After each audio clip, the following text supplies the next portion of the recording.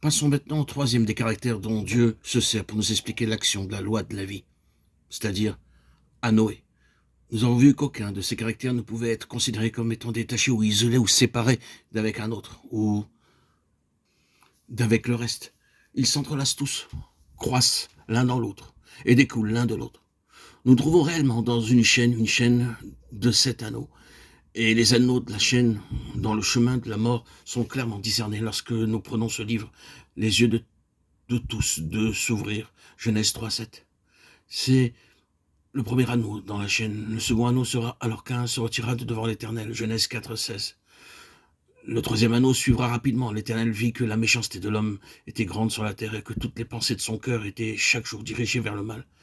Dieu dit à Noé, la mort de tous les êtres créés a été décidée par moi, car ils ont rempli la terre de leurs crimes. Et je vais les détruire ainsi que la terre elle-même. Genèse 6, 5 et 13. Or, nous voyons exactement ce qui est arrivé. Dans ce chapitre 3e, au verset 7, il nous est dit que les yeux de tous les deux furent ouverts. Cela signifie que la conscience s'éveilla et de plus une mauvaise conscience. Jusqu'à ce moment, la conscience n'avait pas été la faculté dominante. Peut-être avait-il été inconscient d'avoir une conscience, mais désormais leur conscience est devenue vivante. Et c'est parce qu'elle est une mauvaise conscience qu'ils agirent comme ils le firent et se cachèrent. Cela parut avec Adam, et ce que nous devons voir, c'est qu'il faut un remède au mal, qui parut avec Adam. Il fallait qu'il y ait une délivrance de la mauvaise conscience et l'engagement d'une bonne conscience envers Dieu. La race d'Adam en elle-même est entièrement incapable de donner cet engagement d'une bonne conscience. Peu importe de quelle manière la conscience agit dans l'homme naturel, elle révèle toujours la condamnation. Car dans l'homme naturel, la conscience parle soit pour accuser, soit pour excuser, et ces deux choses représentent condamnation. Comme la conscience est mauvaise et que l'homme est incapable de donner l'engagement d'une bonne conscience envers Dieu, cela signifie que devant Dieu, l'homme est mort. Il est mort pour Dieu. La réponse d'une bonne conscience à Dieu demande que nous soyons sur une base vivante, sur une base de vie, une base totalement autre que celle de la nature. Aussi, voyons-nous dans 1 Pierre 3:21 l'engagement d'une bonne conscience envers Dieu par la résurrection de Jésus-Christ d'entre les morts. Or, c'est à cela que nous amène Noé. Nous avons ici la question de la vie liée à la réponse d'une bonne conscience envers Dieu par la résurrection.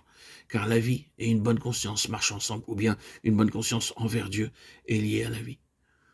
Retournons d'un pas en arrière dans notre méditation sur Abel. Nous avons vu en Abel toutes ces questions liées au côté mort de l'œuvre de la croix.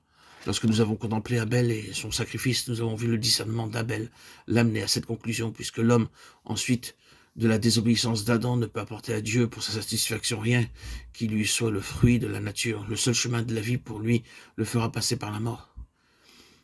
Il faut que la créature meure, il faut que l'âme soit livrée à la mort. Au lieu d'apporter ses œuvres, ses fruits, ses biens, comme le fit Caïn, c'est ainsi qu'Abel représente le côté mort de la croix, celui où l'âme est livrée à la mort.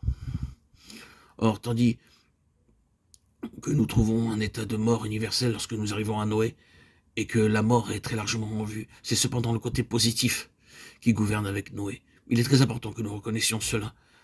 Ce n'est pas le côté mort qui est suprême avec Noé, malgré son triomphe universel. C'est le côté vie qui gouverne avec Noé, le côté positif.